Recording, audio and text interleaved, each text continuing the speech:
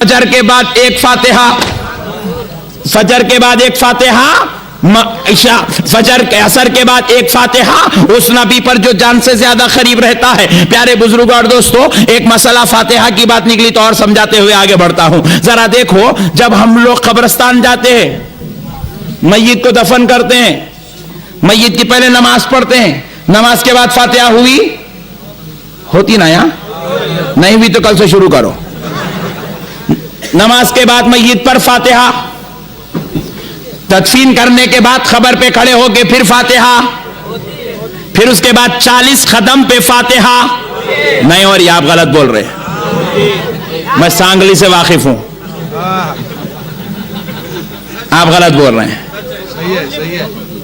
सांगली में अब ये फातिहा बंद करने की चक्कर चल रही है और कसम खुदा की मैं दोबारा लौटा दूंगा। प्यारे बुजुर्गों और दोस्तों सुनो, नमाज के बाद जो फातिहा मैयत पर पढ़ी गई वो इसलिए पढ़ी जाती है क्योंकि अब इसका दुनिया का सफर खत्म, इख्तिताम दुनिया पर उस पर फातिहा पढ़ी गई और उसके बाद खबर पर फातिहा पढ़ी जाती है तदफीन के बाद। किस लिए? उलमा ने जवाब दिया क्योंकि अब यहां से आखिरत का सफर शुरू हो रहा है, उसकी आखिरत की जिंदगी पर फातिहा। पैदा हुआ था तो फातिहा, क्योंकि वह दुनिया शुरू हुई, मरा तो फातिहा क्योंकि दुनिया खत्म हुई, खबर पे फातिहा क्योंकि आखिरत शुरू हुई। और फिर अब उसके बाद 40 कदम पर जो फातिहा पढ़ी जा रही है, ऐ ईमान वालों, खुदाए रब्बे जुल जलाल की कसम सुन लो, अहले सुन्नत का एक मसला भी ना कुरान के खिलाफ है ना हदीस के खिलाफ। बुजुर्गों ने जो कायम कर दिया, खुदा की कसम वो कुरान है, वो हदीस है। ये अलग बात है हम आज कम इल्मी की वजह से उसे नहीं जान रहे हैं, मगर जब उलमा की सोबत में बैठोगे तो जान लोगे, उलमा के करीब हो जाओ।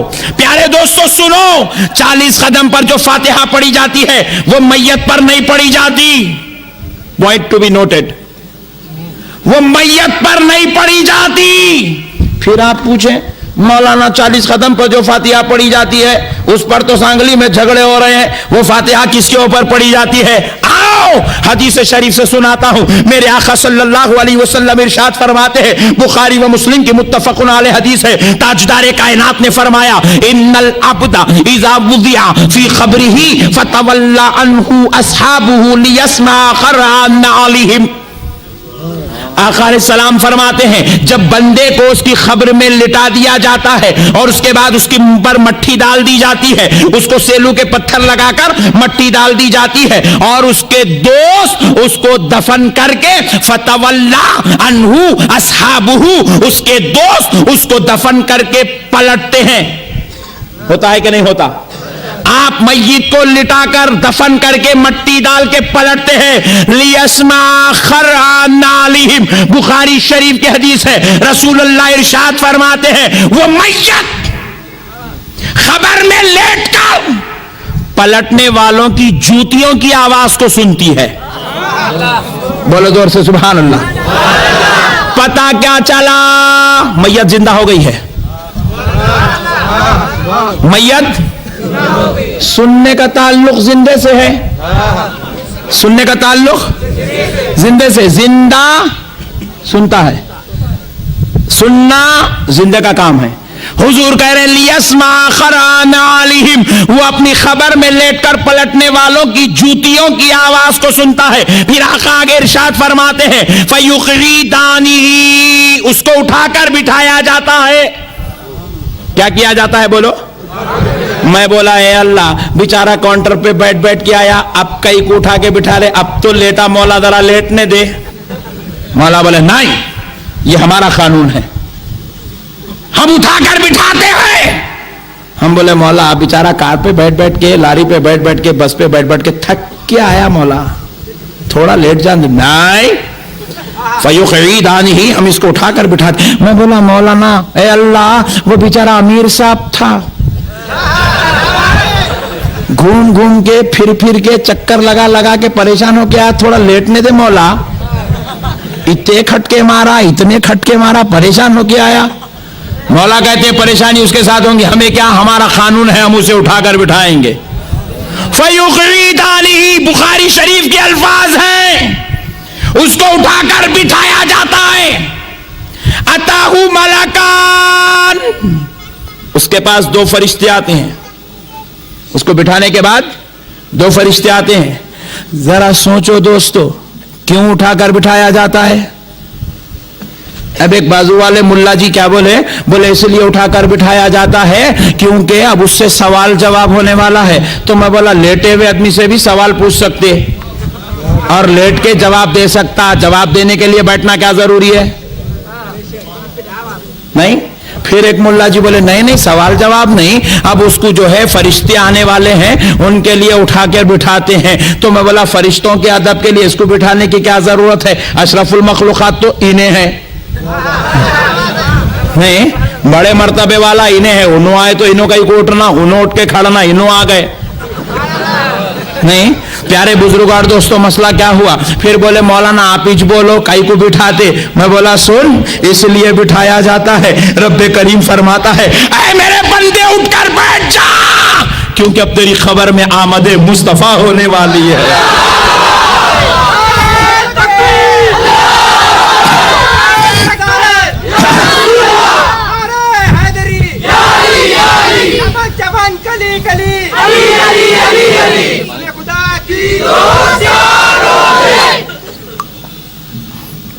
सरकार की आमद खबरे शरीफ में होती है, इसलिए उस शख्स को उठाकर बिठाया जाता है। अब उसके बाद आका अलैहिस्सलाम खुद इरशाद फरमाते उसको उठाकर बिठाया जाएगा।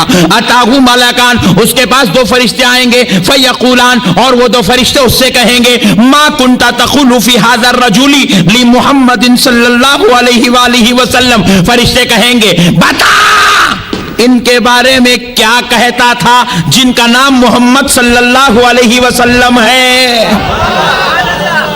हादर रजुल का लफ्ज है, बुखारी शरीफ के अल्फाज हैं हादर रजुल। हादर रजुल का मतलब है ये जाते अक़दस, ये शख्स, ये जाते अक़दस, ये हस्ती आज़म जिनका नाम मोहम्मद सल्लल्लाहु अलैहि वसल्लम है। मा कुंता तक़ूल, क्या कहता था जब जमीन के ऊपर था? अब तो तू देखा तो जलवा बेहोश होने का ही है, अब नहीं। क्या कहता था?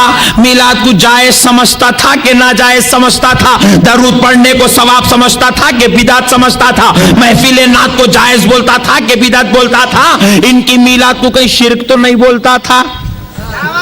क्या कहता था जब तू ज़मीन के ऊपर था? हादर रजुली ली मुहम्मदिन सल्लल्लाहु अलैहि वसल्लम। अब आगे आका इरशाद फरमाते हैं फ़अम्मल मुमिन, बस अगर वो ईमान वाला होगा तो कहेगा अशहदु अन्ना मुहम्मदन अब्दुहु व रसूलुहु, मैं गवाही देता हूं कि ये मोहम्मद सल्लल्लाहु अलैहि वसल्लम अल्लाह के रसूल और उसके बंदे हैं। कौन? ईमान वाला। ईमान वाला मतलब फातिहा वाला। थोड़ा खरीब से बैटिंग करे तो सही समझ में आता। बात समझ में आई?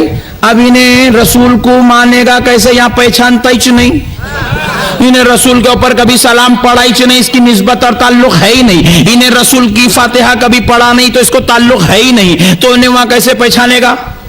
देखो एक शादी में क्या हुआ, एक बाबा जान बेटे दोनों मिलकर गए तो खानदान के कुछ लोग बोले बेटे इनसे मिलो, ये तुम्हारे दादा जान के भाई के ससुर।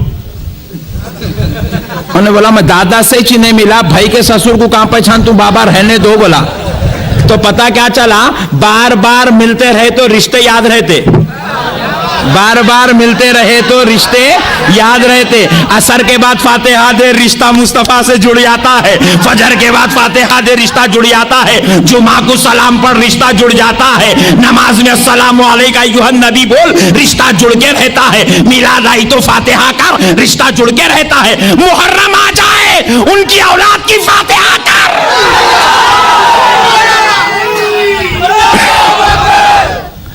उनकी औलाद की फातिहा, ان کی اولاد کی فاتحہ کرتے رہو، رشتہ جڑ کے رہتا ہے. فرشتے بولیں گے اے یہ میرے نبی ہے جو تیری خبر میں آئیں گے، تیری خبر میں جلوہ گر ہوئے ہیں، تیری قبر میں تشریف لائے ہیں. تو اب فرشتوں کو بولیں گے تم ذرا بازو ہٹو، تم کون تعارف کانے والے، تم بیچ میں کہیں کو، یہ تو میرا وہ صنم ہے جسے میں روزانہ یاد کیا کرتا تھا، یہ تو میرا وہ آقا ہے جس کی میلاد میں مناتا تھا، تم بیچ میں کیوں آ رہے ہو؟ حاضر رسول اللہ محمد، تم ذرا بازو ہٹو جی، ہم آج وہ نعت پڑھتے ہیں جو کل بغیر دیکھے پڑھا کرتے تھے. رسالت علماء اہل سنت، امیر تحریک صدا اسلام. پیارے بزرگ اور دوستو، قربان جاؤ نبی پاک صلی اللہ تعالی علیہ وآلہ وسلم کے. تو پتہ کیا چلا؟ آقا علیہ السلام خبر شریف میں تشریف لاتے ہیں، جو ایمان والا ہوتا ہے وہ پہچان لیتا ہے. فَأَمَّا الْمُؤْمِنُ، جو ایمان والا ہوگا کہے گا اشہدو ان محمد عبدہ ورسولہ. حضور فرماتے ہیں فَأَمَّا الْكَافِرُ، اگر وہ کافر ہوگا یعنی کہ ایمان والا نہیں ہوگا، نبی کی عظمت کو ماننے والا نہیں ہوگا، نبی کی رفعت کو ماننے والا نہیں ہوگا، تو وہ کہے گا ہا لا ادری، ہا لا ادری، ہائے افسوس، ہائے افسوس میں ان کو نہیں پہچانتا، ہائے افسوس ہمارے امیر صاحب پر میرے کو پتہ ہی نہیں ان کے بارے میں. بات سمجھ میں آ گئی؟ اس لیے پیارے دوستو نبی سے تعلق جوڑ کے رکھو. تو اب پتہ کیا چلا؟ بخاری شریف کی حدیث ہے کہ آقا علیہ السلام خود ارشاد فرما رہے ہیں میت کو جب لٹا دیا جاتا ہے تو میں اس کی قبر میں جاتا ہوں، میرے بارے میں پوچھا جاتا ہے، ایمان والا مجھ کو پہچان لیتا ہے اور میرے نبی اور رسول ہونے کی گواہی دیتا ہے. تو اب 40 قدم پر جو فاتحہ پڑھی جا رہی ہے وہ میت پر نہیں، آمد مصطفیٰ پر، پیارے مصطفیٰ پر پڑھی جا رہی ہے.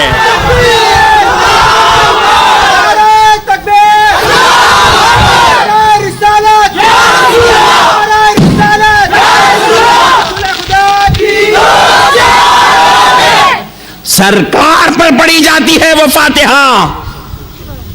اور سنو دوستو، یہ جتنے بھی لوگ آج فاتحہ کو سلام کو روکتے ہیں یہ تمہارے دشمن نہیں، یہ رسول اللہ کے دشمن ہے. اور ان کا ٹارگٹ ایک ہے کہ غلام کا رشتہ آقا کے ساتھ توڑ دیا جائے. ان کا ٹارگٹ ایک ہے کہ غلام کا رشتہ آقا کے ساتھ توڑ دیا جائے. اس لیے یہ کہتے ہیں 40 قدم پر فاتحہ پڑھنے کی کیا ضرورت ہے، 40 قدم پہ فاتحہ پڑھنے کی کیا ضرورت ہے. آپ کل سے بولیں گے خدا کی قسم وہ فاتحہ میت کے لیے تھی، اس کی زندگی کی آخری فاتحہ تھی، وہ قبر پہ فاتحہ آخرت کی پہلی فاتحہ تھی. 40 قدم کی فاتحہ امتی اور مصطفیٰ کی فاتحہ ہے. فاتحہ سرکار پر پڑھی جاتی ہے. تو کل سے اس کو جاری کیا جائے گا. آج کے بعد اگر کوئی روکے سمجھا جائے گا کہ یہ دشمن رسول ہے، دشمن رسول ہے. اور ایک بات سنو میرے پیارے بزرگ اور دوستو، یہاں پر جتنے ہمارے ہندو بھائی بیٹھے ہیں ان لوگوں کو ایک مسئلہ میں اور سمجھا دیتا ہوں، یا ان کے حوالے سے ان کو سمجھا دیتا ہوں، بازو والوں کو. میں یہاں ہندو بھائی بیٹھے ہوئے ہیں، میں ان سے پوچھتا ہوں آپ کے مذہب میں ہندوستان کی عظمت پر گیت پڑھا جانا عبادت ہے نہیں ہے؟ اور ہمارے مذہب میں ہندوستان کی عظمت پر گیت پڑھنا ہندوستان کے وفادار ہونے کی علامت ہے. آپ کے ایک بہترین شہری اور بہترین ملکی ہونے کی علامت ہے کہ آپ وندے ماترم، خیر ہمارے ہندو بھائی اس کو عبادت سمجھ کے پڑھتے ہیں، لیکن ہم جنا گانا مانا اور دیگر علامہ اقبال کا لکھا ہوا گیت ہندوستان کی محبت میں، ہم ایک ہندوستانی اپنے ملک کی محبت میں پڑھتے ہیں. پڑھتے ہیں کہ نہیں پڑھتے؟ اب اگر کوئی یہ بولے کہ نعوذ باللہ من ذالک یہ گیت پڑھنا شرک ہے، بدعت ہے، تو آپ کیا بولیں گے؟ بولیں گے یہ دیش دروہی ہے. بولیں گے کہ نہیں بولیں گے؟ بولیں گے نہیں بولیں گے؟ اور ایک مسئلہ سنو، ہندوستان کو انگریزوں سے آزاد بابائے وطن گاندھی جی نے کروایا. فریڈم فائٹر، مجاہدین آزادی کے سرپرست اور لیڈر محترم گاندھی جی صاحب نے ہندوستان کو انگریزوں کے چنگل سے آزادی دلائی. آج بھی گاندھی جی کا پتلا لوگوں کے لیے ایک عزت کی جگہ بنا ہوا ہے, احترام کی جگہ بنا ہوا ہے. اگر کسی چوراہے پر ہو جائے, مسلمان بھی اس کا احترام کرتے ہیں, غیر مسلم بھی اس کا احترام کرتے ہیں, کرتے نہیں کرتے. لیکن اگر کوئی اس کو توڑنے کی بات کرے تو آپ بولیں گے دیش دروہی ہے. اب سنو, ارے جو صرف ہندوستان آزاد کرا کر دے دے, ہندوستان انگریزوں کے چنگل سے چھڑا کر مسلمانوں اور غیر مسلم ہندوؤں کو دے دے, وہ بابائے وطن عزت کے لائق ہو گئے, ادب کے لائق ہو گئے, احترام کے لائق ہو گئے. ان کی خلاف ورزی کو دیش دروہی, دہشت گرد کہا جاتا ہے. تو مجھے کہنے دو, جس مصطفیٰ نے اس اسلام کو کفریت سے آزاد کر کے دے دیا ہو, جس مصطفیٰ نے اس اسلام کو گندے چیزوں سے نکال کر, حرام سے نکال کر حلال سے بانٹ دیا ہو, رحمت سے بانٹ دیا ہو, فضل سے بانٹ دیا ہو, انعام سے بانٹ دیا ہو, بھائی چارگی کا سبق دیا ہو, محبت کا سبق دیا ہو, ویسے مصطفیٰ کے اگر کوئی خلاف بولے تو سن لے, وہ دہشت گرد نہیں, لائق قتل سمجھا جائے گا. وہ مسلمان نہیں, کافروں سے بھی بدتر سمجھا جائے گا. نبی کی عظمت سے روکنے والا خدا کی قسم مسلمان نہیں ہو سکتا, مسلمان نہیں ہو سکتا. اور جو مسلمانوں کے درمیان نبی کی محبت نکالنے کی کوشش کرے, سن لے, اس کے لیے تاڑا جیل بھی چھوٹی ہے اور بڑی جیل بنانے کی ضرورت ہے. میرے پیارے بزرگ اور دوستو, وہ نبی جس نے ماں باپ کا مرتبہ سکھایا ہو, وہ نبی جس نے حلال اور حرام کی تمیز سکھائی ہو, وہ نبی جس نے مسلمانوں کو اللہ سے ملایا ہو, وہ نبی جس نے نماز پڑھنا سکھایا ہو, وہ نبی جس نے آداب زندگی سکھائی ہو, آج اس نبی کے خلاف مہم چلاتے ہو. اگر کوئی ایسا مل جائے تو سمجھ جائے دشمن رسول ہے, یہ مسلمانوں کے بیچ رہنے والا ایک ناسور سانپ ہے. اس لیے میرے پیارے بھائیوں, اللہ اور اس کے رسول کا واسطہ اپنے ایمان کو بچاؤ. اپنے اللہ رب العزت فرماتا ہے, النبی اولا بالمؤمنین من انفسہم, نبی ایمان والوں کی جان سے زیادہ قریب ہیں. پھر اور ایک مسئلہ رب نے دیا, وَأَزْوَاجُهُ أُمَّهَاتُهُمْ, اور ان کی بیویاں ایمان والوں کی مائیں ہیں. کیا ہے بولیے؟ نبی کی بیویاں ایمان والوں کی مائیں ہیں. پیارے بزرگوں اور دوستو, اب ذرا غور کرو, کسی اور کی بیوی ہے, ان کے شوہر کا انتقال ہو گیا,